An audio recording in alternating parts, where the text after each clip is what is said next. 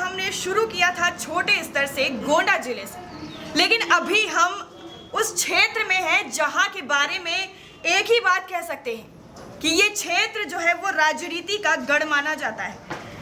और अगर बात आ जाए फिर पार्टियों पर, तो वो अलग ही अपना जोश दिखाने लगते हैं लोग किसी भी पर्टिकुलर पार्टी को लेकर के।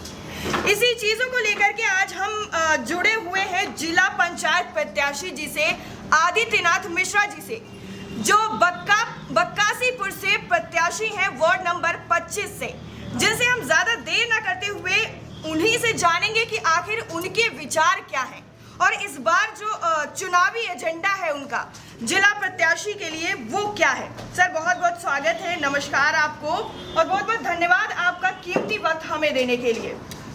सभी को मेरा नमस्कार। मैं आदित्य मिश्रा लखनऊ जिले की वार्ड संख्या 25 से भाजपा समर्थित जिला पंचायत सदस्य प्रत्याशी हूँ। बिल्कुल सर, सबसे पहला सवाल मेरा यही है आपसे कि आपके क्षेत्र की जो जनता है वो आपसे, हमने लोगों से बात की है, वो काफ़ी ज़्यादा संतुष्ट है आपके कामों से जो फिलहाल जिला पंचायत सदस्य आप ना रहते हुए भी आपने किए हैं। लेकिन इस बार अगर आपको जनता मौका देती है तो आपकी क्या रणनीति रहेगी?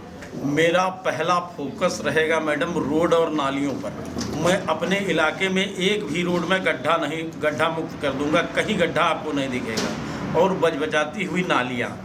और सबसे बड़ा मुद्दा है हमारे यहाँ का युवाओं का बेरोजगारी का। उसके लिए हम लोगों ने एक नैतिक दबाव बनाया है, ये न्यू लखनऊ कहलाता है।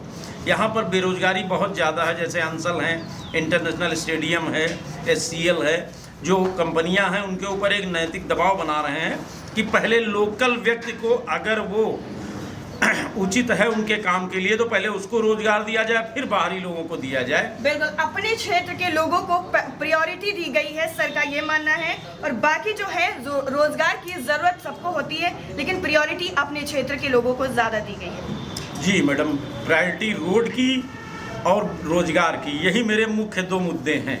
बाकी मैं मोदी सरकार की नीतियों से संतुष्ट हूँ और उन्हीं का प्रचार कर रहा हूँ, उन्हीं के दम पर चुनाव लड़ रहा हूँ। बिल्कुल सर, लेकिन जो केंद्र सरकार और हमारी उत्तर प्रदेश सरकार की तरफ से जो योजनाएं आती हैं, बहुत सारी ऐसी योजनाएं हैं जो आ चुकी हैं लेकिन लोगों को मिली नहीं है। उस क्षेत्र में आपका क्या कहना है कि आपके आने के बाद ऐसा मतलब किस तरह से आप लोगों को और ज़्यादा संतुष्ट करेंगे?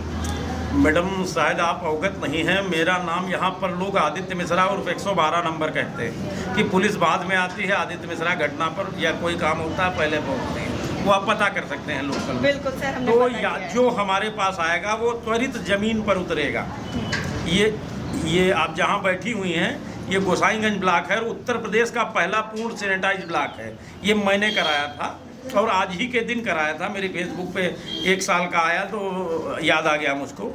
और यहाँ पर 3 महीने लॉकडाउन में लगातार जितने दिन लॉकडाउन रहा है उतने दिन खाना चला हुआ और सब लखनऊ ज़िले में सबसे ज़्यादा व्यवस्था यहीं से हुई थी, आप किसी से पता कर सकती हैं। बिल्कुल सर, वो हमने पता किया है और भी हम आगे लोगों से जानेंगे। लेकिन सर इस बार का चुनावी एजेंडा थोड़ा हम जानना चाहेंगे कि और क्या नई सुविधाएं लोगों को मिलने वाली हैं, क्योंकि सर अगर पिछले जिला पंचायत जो भी रहे हों हम उनकी बात नहीं करेंगे, लेकिन इस बार लोगों को नई उम्मीदें हैं आपसे, क्योंकि सशक्त पार्टी से हैं आप। एक पर्टिकुलर अगर हम पार्टी की बात करें बीजेपी की, तो इतनी ज़्यादा मजबूत और इतनी ज़्यादा विकास की ओर लेकर के जाने वाली सबसे बड़ी पार्टी है। उस पार्टी से होते हुए तो लोगों की उम्मीदें और ज़्यादा आपसे जुड़ गई हैं। यहाँ सिर्फ एक नारा चल रहा है कि खेतों से बाहरी सांड भगाइए और लोकल में बाहरी उम्मीदवार भगाइए। यहाँ माननीय विजय बहादुर जी पूर्व जिला पंचायत अध्यक्ष की पत्नी चुनाव लड़ रही हैं और उनकी जमानत जब्त करा करके हम लोग छोड़ेंगे, क्योंकि बाहरी उम्मीदवार यहाँ लोकल में बिल्कुल नहीं पसंद किया जा रहा है। वो अपने घर से चलाती हैं जिला पंचायत और लोकल में कभी नहीं आती। इसलिए मेन नारा है खेतों से बाहरी सांड भगाइए और लोकल से बाहरी उम्मीदवार भगाइए। बिल्कुल, मतलब जिला पंचायत होते हुए भी वो लोगों से किसी भी तरीके से संपर्क में नहीं रहती हैं। सबसे बड़ी बात यहीं से साबित हो जाती है कि अगर जनता आपको चुन करके उस स्थान तक पहुंचाती है और आप जनता से ही मुखातिब नहीं होते हैं तो फिर आपको उस पोस्ट पर, बाकी आगे आप समझदार हैं।